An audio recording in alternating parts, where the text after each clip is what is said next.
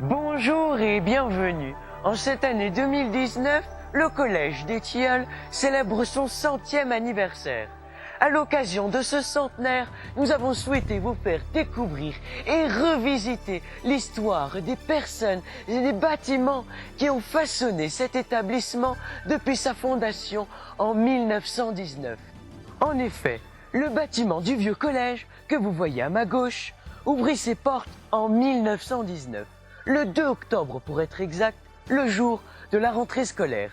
Il s'appelait alors le pensionnat Jeanne d'Arc et accueillait environ 70 jeunes filles, dont 40 internes. Les classes qui allaient de la 6e à la terminale comprenaient le cycle primaire et préparaient ces élèves aux 2 seuls brevets d'études que les femmes étaient autorisées à passer, le brevet élémentaire et le brevet supérieur.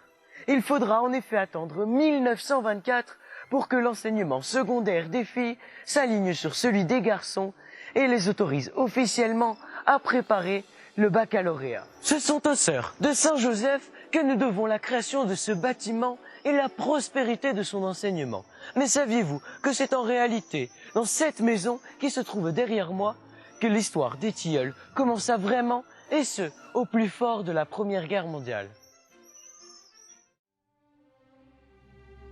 C'est en 1916 que les sœurs de Saint-Joseph décident de faire l'acquisition d'une vaste propriété au cœur de la ville d'Annecy. En effet, le pensionnat Saint-Joseph qu'elles tiennent encore dans leur propre couvent de la Place aux Bois est depuis quelque temps déjà devenu trop étroit. Dans un premier temps, les sœurs s'installent donc dans cette villa qui, après quelques réparations, se transforme en école ménagère. Elles y poursuivent leur enseignement auprès d'un effectif réduit d'élèves, dont quelques internes, en vue de former alors d'excellentes maîtresses de maison. En parallèle, elles s'efforcent de faire construire un bâtiment digne de ce nom. Mais au plus fort de la Grande Guerre, les chantiers manquent d'ouvriers et la construction s'étale sur 3 longues années d'incertitude et d'angoisse. Enfin, le 2 octobre 1919, moins de 4 mois après la signature du traité de Versailles, le nouveau pensionnat ouvre ses portes.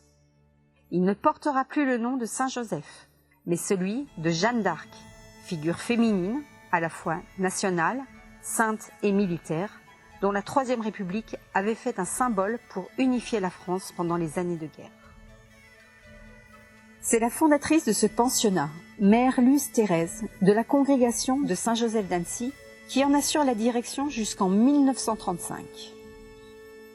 Elle laisse le souvenir d'une grande éducatrice, exigeante et profondément bonne.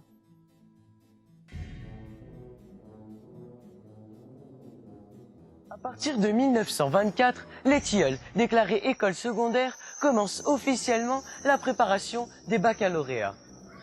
L'établissement accueille alors des élèves de l'âge de 7 ans, c'est-à-dire du cours préparatoire, à l'âge du baccalauréat. Les résultats se situent d'ailleurs tout de suite à un très bon niveau. Mais il faut s'imaginer alors un bâtiment très différent de ce qu'il est aujourd'hui à l'intérieur.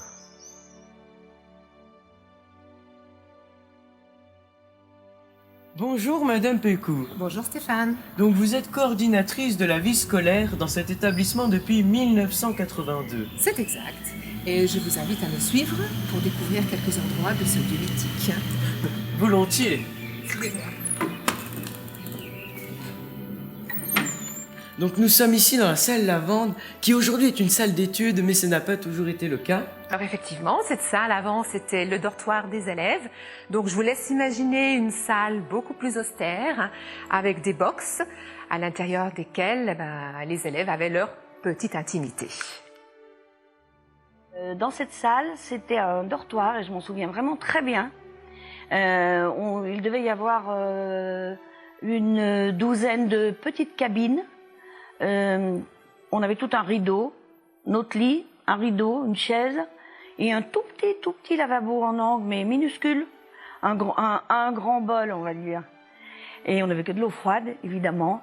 Et quand on restait 3 semaines, parce qu'à l'époque on restait 3 semaines, sans rentrer voir papa, maman, à part la douche du samedi, ma foi, on faisait comme on pouvait pour notamment toiletter nos cheveux. Et moi, je me souviens très bien me faire des shampoings dans mon petit lavabo sous l'eau froide et en hiver très froide.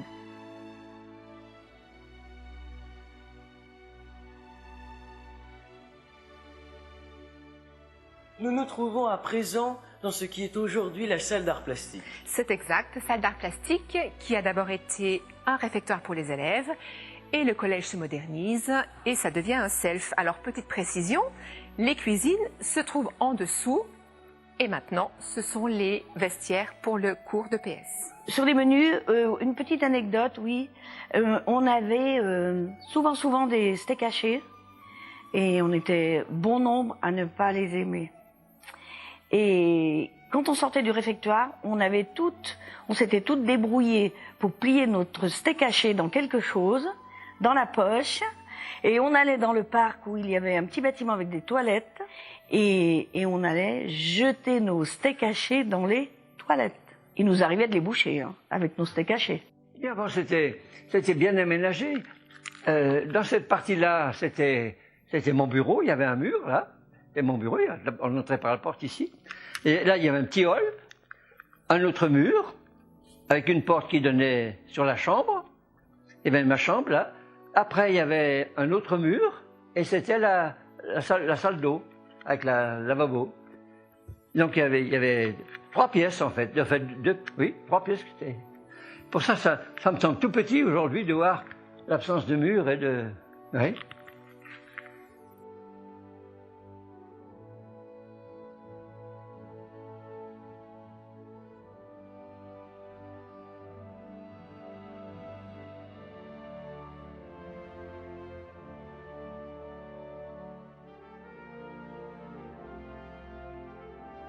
Cet imposant bâtiment, qui abritera donc les dortoirs, les cuisines et les salles de classe, comprend aussi une grande chapelle où les sœurs, comme leurs élèves, peuvent aller prier et se recueillir.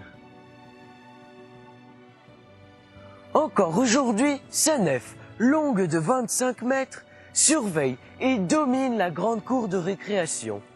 Et de nombreuses célébrations s'y tiennent tout au long de l'année.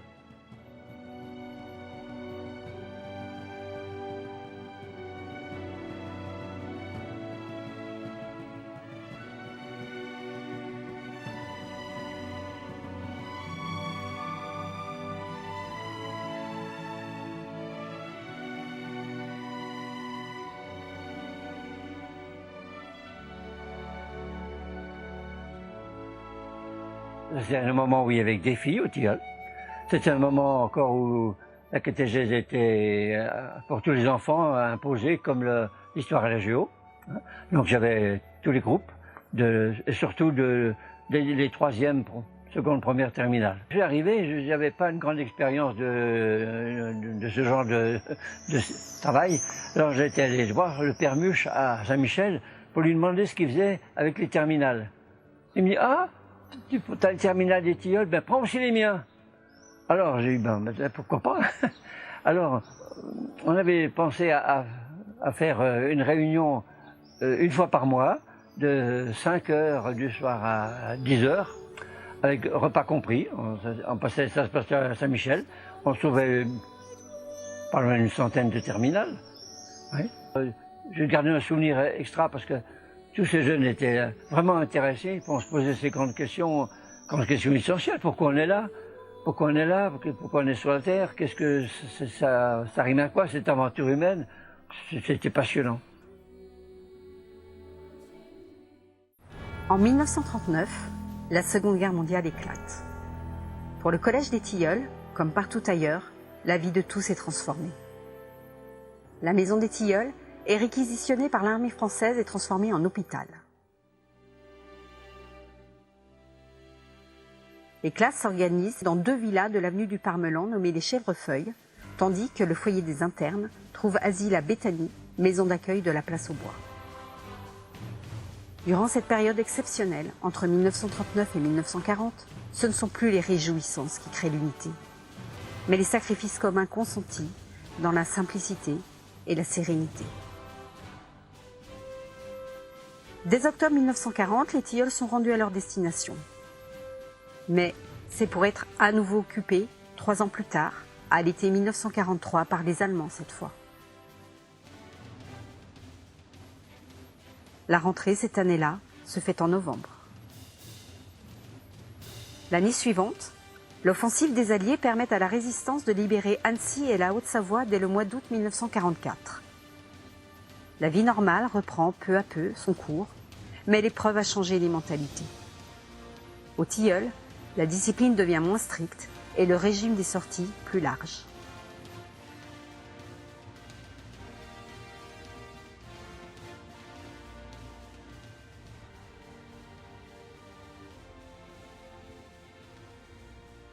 Dix ans plus tard, en 1954, l'externat Saint-Joseph, tenu aussi par les Sœurs de Saint-Joseph, est exproprié de la rue Vaugelas. Ses effectifs sont alors transférés ici, au Tilleuls, où un bâtiment neuf, attenant au vieux collège, vient d'être érigé pour les accueillir. C'est une très belle réalisation due au dévouement et à la compétence de son architecte, M. Janin, ainsi qu'à la générosité des parents d'élèves.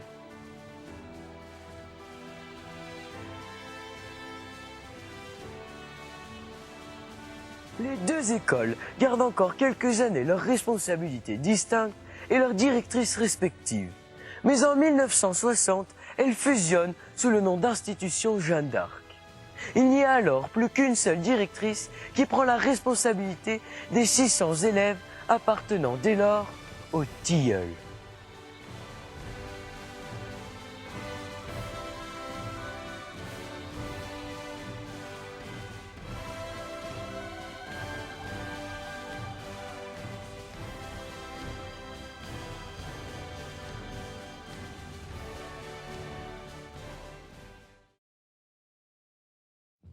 Mère Marie-Louise, c'était donc la directrice de l'époque. C'était une personne d'un certain âge déjà, mais qui menait les affaires de main de maître et de regard de maître. Du regard, elle maîtrisait toute sa salle. C'était impressionnant. On sortait pas beaucoup. On sortait pour les concerts JMF, Jeunesse musicale de France. C'était la grande sortie, on se mettait du rimel, et puis on n'avait pas le droit d'être pieds nus, il fallait des bas ou des chaussettes. Alors, on avait trouvé le truc. Avec un stylo bille, on se faisait une couture tout le long de la jambe. Et quand la mère Marie-Louise nous passait en revue, elle regardait par derrière nos mollets, elle voyait une ligne, bon, elles avaient leur bas. Ah, la douche du samedi, la douche du samedi, je peux vous dire que ça durait 3 minutes. On avait 3 minutes pour se doucher.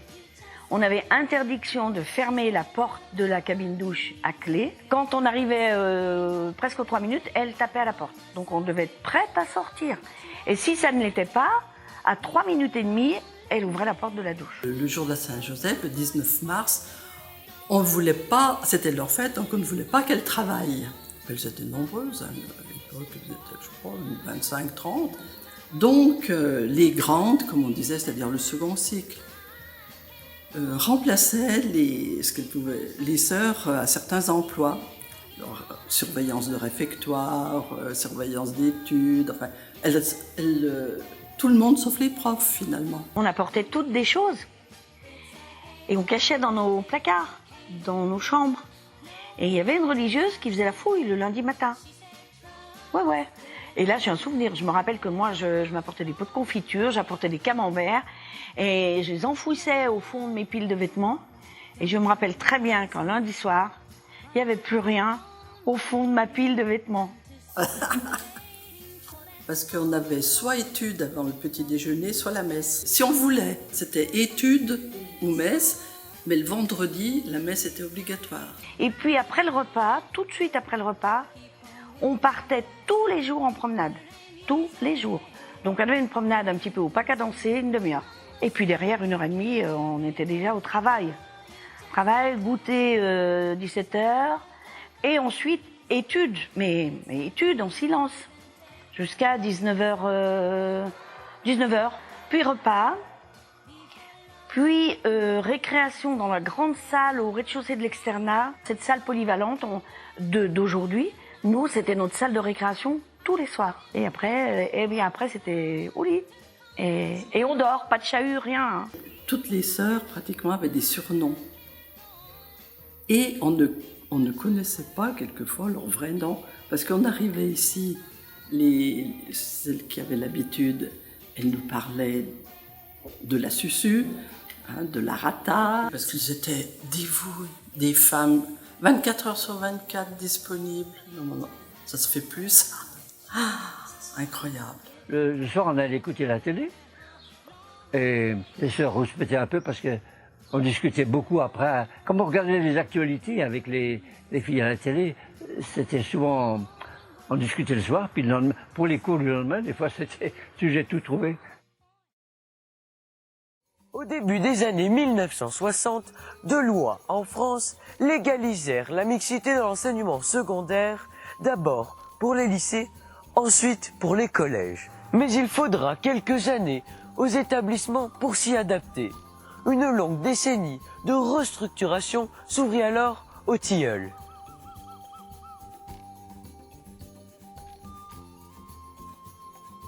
През 1968 година новата конструкция на малка временна сграда е инсталирана в дъното на парка и позволява на началното училище да стане автономно. Puis, en 1972, les classes de lycée furent toutes regroupées à Saint-Michel, jusque-là réservées aux garçons. L'établissement fut alors renommé Collège Les Tilleuls, une appellation qui avait déjà communément cours dans la ville d'Annecy. Enfin, en 1986, une école primaire neuve remplace les préfabriqués et regroupe tous les élèves de l'école, libérant ainsi des locaux pour le collège. Depuis 1982, cette école primaire est dirigée par une directrice différente de celle du collège, une directrice laïque. Jusqu'aux années 1970, la communauté des sœurs comptait 22 membres qui étaient présentes à tous les postes.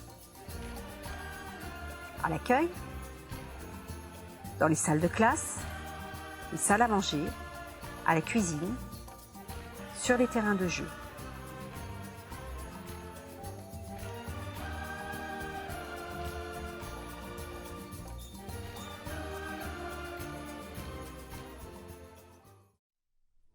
Au fil des années, le nombre de religieuses diminua et les postes, enseignants comme non enseignants, furent progressivement assumés par des laïcs. En 1996, la communauté ne comptait plus que 7 sœurs, dont 2 seulement travaillent à temps plein dans l'établissement. Après le départ de sœur Blanche-Marie, la direction du collège est assurée par des laïcs et la gestion de l'établissement, reprise par l'OGEC, les Amis des Tilleuls, qui reste sous la tutelle de la congrégation. Enfin, en 2009, les sœurs, trop peu nombreuses, laissent la tutelle qui devient diocésaine.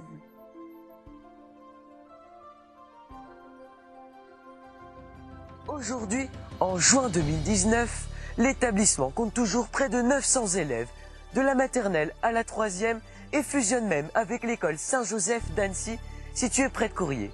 C'est donc l'esprit tourné avec confiance vers l'avenir que le Collège des Tilleuls célèbre cette année avec vous son centenaire. Merci de nous avoir suivis et je vous laisse en compagnie de notre équipe pour un dernier voyage exclusif dans les coulisses du quotidien des Tilleuls.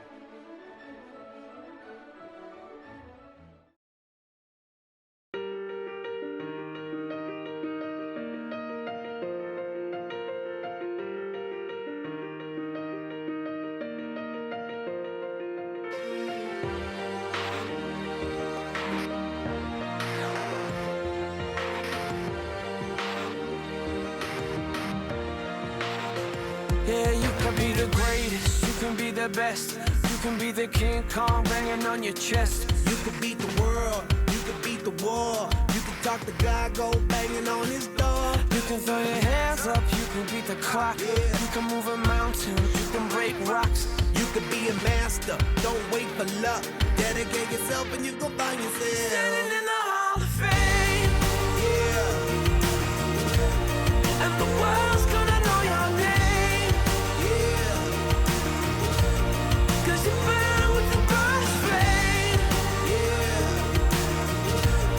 And the world's gonna know your name. yeah. And you'll be on the walls of the Hall of Fame. You can go the distance, you can run the mile. You can walk straight through hell with a smile. You could be the hero, you can get the gold. Breaking all the records they thought never could be broke. Yeah, do it for your people, do it for your pride. Are you ever gonna know if you never even try? Do it for your country, do it for your name. Cause there's gonna be a day when you're standing in the Hall of Fame. And the world's gonna know your name. 'Cause you burn with the first flame. And the world's gonna know your name. And you'll be on the walls of the Hall of Fame. Be a champion. Be a champion. Be a champion. Be a champion. On the walls of the Hall of Fame. Be students, be teachers, be politicians, be preachers. Yeah. Be believers, be leaders, be astronauts, be champions, be truth seekers. Be students, be teachers, be politicians, be preachers. Yeah. Be believers, be leaders, be astronauts, be champions. Standing in the Hall of Fame. And the world's gonna know your name. 'Cause you burn with the first flame. And the world's gonna know your name. And you'll be on the walls of the Hall of Fame. You can be the greatest, you can be the best. You can be the King Kong hanging on your chest. You can be the world, you can beat the war. You can talk to God, go banging on his door. You can throw your hands up, you can beat the clock. You can move a mountain, you can break rocks. You can be a master, don't wait for luck. Dedicate yourself and you can find yourself Standing in the Hall of Fame.